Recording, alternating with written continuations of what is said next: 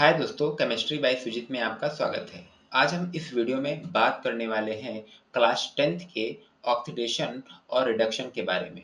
यानी अगर बात करें तो उपचयन और अपचयन के बारे में। उपचयन को दूसरे शब्दों में ऑक्सीकरण भी हम लोग कह सकते हैं। ओके, चलिए अब दोनों ही रिएक्शन को मिला करके यानी oxidation reaction and reduction reaction यानी उपचयन और अपचयन अब चयन को मिला करके रेडॉक्स रिएक्शन बनती है। ओके, रेडॉक्स रिएक्शन बनती है जिसमें उपचयन और अपचयन दोनों रिएक्शंस होती हैं, दोनों अभिक्रियाएं होती हैं। ऐसी रिएक्शंस यानी ऐसी अभिक्रिया को रेडॉक्स रिएक्शन कहते हैं। तो चलिए बारी बारी से हम ऑक्सीडेशन और रिडक्शन पढ़ लेते हैं ताकि एग्जाम पॉइंट व्यू से आपको इजी हो जाए। दूसरी बात यह है कि वीडियो को शेयर और लाइक करना बिल्कुल ना भूलें। तो चलिए सबसे पहले देर ना करते हुए हम लोग टॉपिक की ओर बढ़ते हैं और पढ़ते हैं उपचयन। उपचयन होता क्या है? उपचयन उपचयन या दूसरे शब्दों में कहें तो ऑक्सीकरण। ऑक्सीकरण तो चलिए इसकी जो डेफिनेशन है, जब किसी पदार्थ में, ठीक है, जब किसी पदार्थ में ऑक्सीजन की वृद्धि होती है। क्या होती है? ऑक्सीजन की। अब ऑक्सीजन क्या होता है? O2। ऑक्सीजन की वृद्धि होती है और हाइड्रोजन का हाइड्रोजन की कमी होती है। हाइड्रोजन की कमी होती है। तो ऐसे शब्दों में हम लोग क्या कहते हैं? ऐसे शब्दों में हम लोग कहते हैं उपचयन। उपचयन। ओके, लेकिन अगर हम ऑक्सीकरण संख्या की बात करें तो ऑक्सीकरण रिएक्शन की बात करें तो यहाँ पर ये क्या चीजें होती है? अभिक्रिया की बात करें तो ऑक्सीकरण होता क्या है? ऑक्सीकरण का मतलब होता है number of charge, positive charge बढ़ जाना। ठीक है, कैसे? जैसे मान लो यहाँ पर सोडियम है, इसने क्या किया? एक इलेक्ट्रॉन का त्याग किया और यहाँ पर बन गया 1 इलेक्ट्रॉन और Na प्लस बन गया। तो यहाँ पर जो Na प्लस बना यानी इलेक्ट्रॉन त्याग करने की, यहाँ पर क्या है? इलेक्ट्रॉन त्याग करने की जो कैपेसिटी होती है, त्याग करने की जो प्रवृत्ति होती है, जो कैपेसिटी होती है, उसे ही हम क्या कहते हैं? ऑक्सीकरण कहते हैं। ओके, चलिए कुछ जो है रिएक्शन लिख लेते हैं। जैसे अब ये तो पता चल गया कि इलेक्ट्रॉन त्याग करने की प्रवृत्ति हो या ऑक्सीजन ऐड करने की प्रवृत्ति हो। ओके, दूसरे शब्दों में इलेक्ट्रॉन को हम लोग क्या कहते हैं? जैसे इलेक्ट्रॉन होता है, ठीक है, तो इलेक्ट्रॉन इक्वल टू होता है प्रोटॉन। आपने पढ़ा होगा कि जितने इलेक्ट्रॉन होते हैं उतने ही प्रोटॉन होते हैं। जो यहाँ पर हाइड्रोजन की कमी दिख रही है, यहाँ इससे रिलेट करती है। कैसे रिलेट करती है? कि हाइड्रोजन को हम लोग क्या बोलते हैं? प्रोटॉन। ओके, ये क्या है? हाइड्रोजन प्लस आयन तो है, लेकिन हम लोग दूसरे शब्दों में इसको प्रोटॉन भी बोलते हैं। तो प्रोटॉन की जो संख्या होती है, क्यों प्रोटॉन बोलते हैं? क्योंकि एक ही इसका होता है, यानी एटॉमिक नंबर एक होता है और इलेक्ट्रॉन एक, इसीलिए एक इलेक्ट्रॉन की संख्या अगर एक है, अगर तो वहां पर हाइड्रोजन रखा जाएगा तो वो भी एज अ इलेक्ट्रॉन की तरह बिहेवियर करेगा। जैसे कि इलेक्ट्रॉन का एटॉमिक नंबर भी क्या होता है? एक होता है। तो चलिए आगे बढ़ते हैं हम लोग और कुछ रिएक्शन। इसीलिए यहाँ पर क्या होता है कि प्रोटॉन निकलने का जो प्रोसेस होता है, यानी इलेक्ट्रॉन जो निकल रहा है, यहाँ पर भी इलेक्ट्रॉन निकल रहा है यानी प्रोटॉन निकल रहा है, और यहाँ पर भी हाइड्रोजन निकल रहा है यानी प्रोटॉन निकल रहा है, यानी कमी हो रही है। और जैसे ही कमी होगी वहां पर क्या हो जाएगा? ऑक्सीकरण हो जाएगा। और 10th में जो चीजें हैं वहां पर उपचयन करके आएगा। ठीक है, ये उपचयन शब्द करके आएगा। ठीक है, याद करना है यहाँ से एक रिएक्शन तो आनी है बिल्कुल, चाहे उपचयन है चाहे अपचयन है या फिर रेडॉक्स रिएक्शन आ जाए। ठीक है, चलिए कैसे? उदाहरण उदाहरण की बात करेंगे तो C प्लस O2। ठीक है, यहाँ पर C जो होता है वो सॉलिड में होता है, कार्बन होता है, O गैस में होता है, तो यहाँ पर गैस लिखेंगे। और यहाँ पर कार्बन डाइऑक्साइड बन जाएगा, ये भी क्या होता है? गैस में होता है, मतलब कार्बन डाइऑक्साइड क्या होती है? गैस होती है। नेक्स्ट एक उदाहरण है Cu, कॉपर होता है, सॉलिड में होता है, प्लस करेंगे O2 यानी रिएक्शन कराएंगे ऑक्सीजन के साथ, कॉपर ऑक्साइड बनाएगा। ठीक है, बैलेंस कर लेते हैं इसको। ओके, बैलेंस जैसे ही करेंगे कॉपर ऑक्साइड बन जाएगा। ये भी हमारी कॉपर ऑक्साइड क्या है, एक प्रकार का सॉलिड है, ये गैस है। ओके, ये हमारा सॉलिड है। चलिए आगे क्या है, अब देखो यहाँ पर जो बात आती है, ठीक है, नेक्स्ट जो रिएक्शन है CuO कॉपर ऑक्साइड बन गया प्लस H2, ठीक है, एरो करेंगे और यहाँ जो रिएक्शन पे बनने वाला है आप देखिएगा, यहाँ पर बनेगा Cu प्लस H2O, ठीक है, H2O। तो यहाँ पर क्या है कि जो ऑक्सीकरण हो रहा है यानी जो उपचयन हो रहा है वो यहाँ पर हो रहा है, ठीक है, उपचयन, ठीक है। अभी उपचयन सीखते हैं, अपचयन बाद में सीख लेंगे। उपचयन यहाँ पर हो रहा है क्योंकि यहाँ पर क्या है, ध्यान दो, ऑक्सीजन के साथ क्या, हाइड्रोजन के साथ क्या हो रहा है, ऑक्सीजन ऐड हो रहा है। ओके, चलिए आगे बात करते हैं।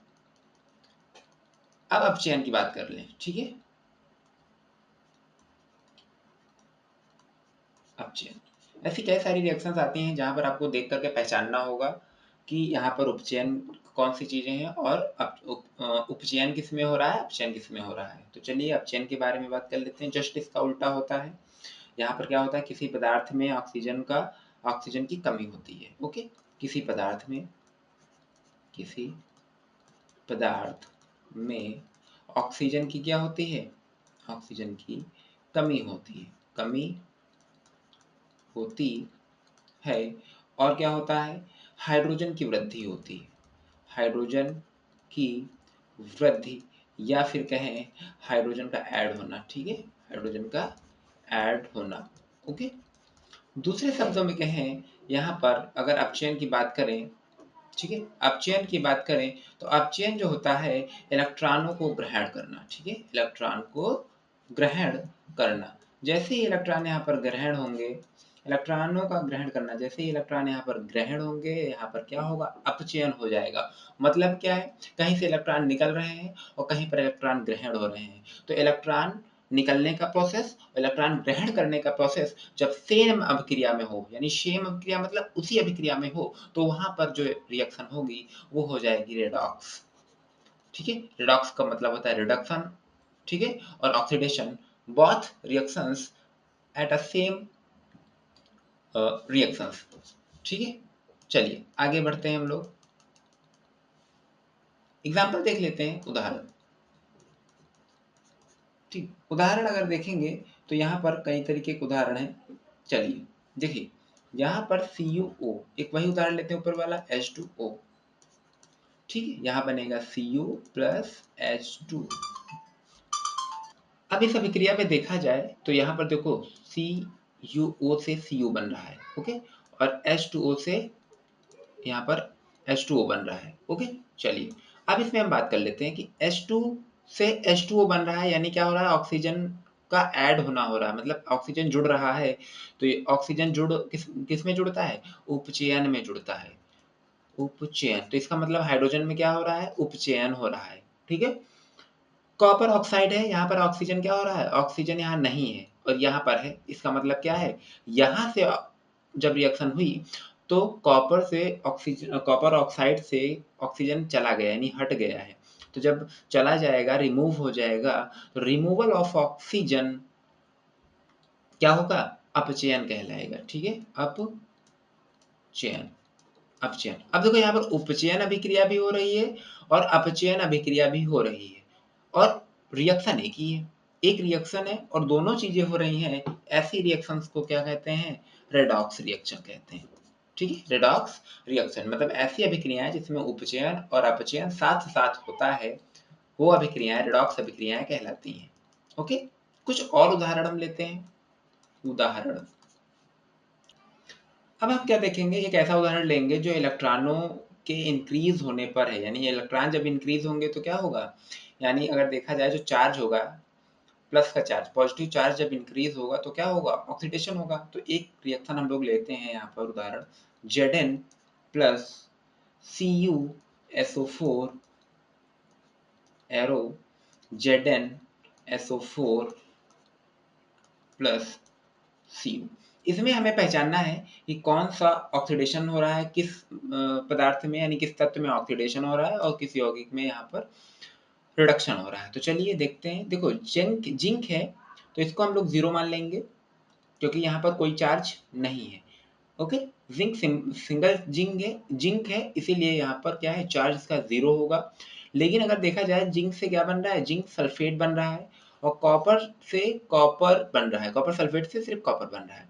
तो यहाँ पर इसको हम लोग 0 मान लेंगे। ठीक है, क्यों? कॉपर सिंगल है, इसमें कोई ऑक्सीडेशन, अगर ऑक्सीकरण संख्या निकालेंगे तो 0 ही निकलेगी। इसकी ऑक्सीकरण संख्या निकालेंगे जिंक की तो 0 ही निकलेगी। कॉपर की निकालते हैं, कॉपर सल्फेट की, तो SO4 - 2 होता है। यहाँ पर कॉपर सल्फेट की निकालेंगे तो कॉपर को x मानेंगे प्लस सल्फेट को -2 मानेंगे, तो यहाँ हो जाएगा x बराबर +2। ठीक है, यहाँ पर क्या हो जाएगा, तो यहाँ पर है +2, ध्यान दो, यहाँ पर कॉपर +2 में है, यहाँ पर 0 में है, मतलब अब नेक्स्ट अगर बात करें यहाँ पर, तो यहाँ पर Zn जो होता है, Zn को x मानेंगे, इधर Zn को x माना प्लस सल्फेट का होता है -2 बराबर 0, x बराबर +2। ओके, तो यहाँ पर Zn क्या है, +2 में है। तो आपने देखा 0 से +2 यानी ऑक्सीडेशन नंबर क्या बढ़ रहा है, ऑक्सीकरण संख्या बढ़ रही है। इसका मतलब बढ़ने का मतलब क्या हो रहा है, यहाँ पर उपचयन। ठीक है, यहाँ वाला +2 है और यहाँ 0 में है, तो यहाँ पर हो जाएगा क्या, अपचयन। ओके, इस प्रकार की जो रिएक्शन होती हैं, इस प्रकार की जो अभिक्रिया होती हैं, अभिक्रिया रेडॉक्स अभिक्रिया कहलाती हैं। ओके, रेडॉक्स अभिक्रिया क्या होती हैं, कहलाती हैं। चलिए आगे बात करते हैं। एक और उदाहरण है हमारे पास। ठीक है, तो यहाँ पर है जेडेनो जिंक ऑक्साइड प्लस कार्बन, यहाँ बनेगा जिंक प्लस कार्बन मोनोऑक्साइड। अब आपने देखा कि जिंक से जिंक बन रहा है और कार्बन से कार्बन मोनोऑक्साइड। कार्बन में ऐड हो रहा है ऑक्सीजन, तो इसमें होगा उपचयन। ठीक है, और जिंक से ऑक्सीजन निकल रहा है, मतलब रिमूवल ऑफ ऑक्सीजन, किससे, जिंक से। जिंक से जैसे ही ऑक्सीजन निकलेगा तो इसमें हो जाएगा क्या, अपचयन। अब उपचयन भी हो रहा है, अपचयन भी हो रहा है, तो जैसे उपचयन अपचयन हो रहा है, यहाँ पर देखो ये जिंक यहाँ पर +2 के फॉर्म में है, यहाँ 0 के फॉर्म में है। ओके, यहाँ कार्बन देखो 0 के फॉर्म में है और यहाँ पर देखो O-2 होता है, तो यहाँ पर जो हो जाएगा +2 के फॉर्म में है। ओके, चलिए, तो इस तरह से यहाँ पर जो है क्या हो रहा है, उपचयन। और इसी प्रकार की जो रिएक्शन होती हैं वो क्या कहलाती हैं, रेडॉक्स रिएक्शन कहलाती हैं।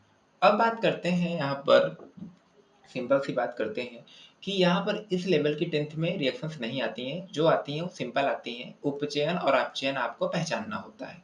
तो उपचयन और अपचयन पहचानने की कंडीशन वही होती है कि अगर ऑक्सीजन किसी में जुड़ रहा है, ठीक है, ऑक्सीजन का एडिंग, ठीक है, ऑक्सीजन को ऐड होना, ठीक है, और हाइड्रोजन का रिमूवल, हाइड्रोजन का रिमूवल। ओके, ये क्या कहलाएगा, ऑक्सीडेशन यानी उपचयन। और ऑक्सीजन रिमूवल, ऑक्सीजन का रिमूव होना और हाइड्रोजन का ऐड होना, ये कहलाता है क्या, रिडक्शन। ओके, और अगर दोनों जो है, ऑक्सीडेशन एंड रिडक्शन दोनों ही अगर किसी रिएक्शन में हो रहे हैं तो वो रिएक्शन ही कहलाएगी क्या, रेडॉक्स रिएक्शन। ओके, चलिए इसी के साथ ये वीडियो समाप्त करते हैं। वीडियो आपको कैसा लगा कमेंट में जरूर बताइएगा। धन्यवाद, आपका दिन शुभ हो।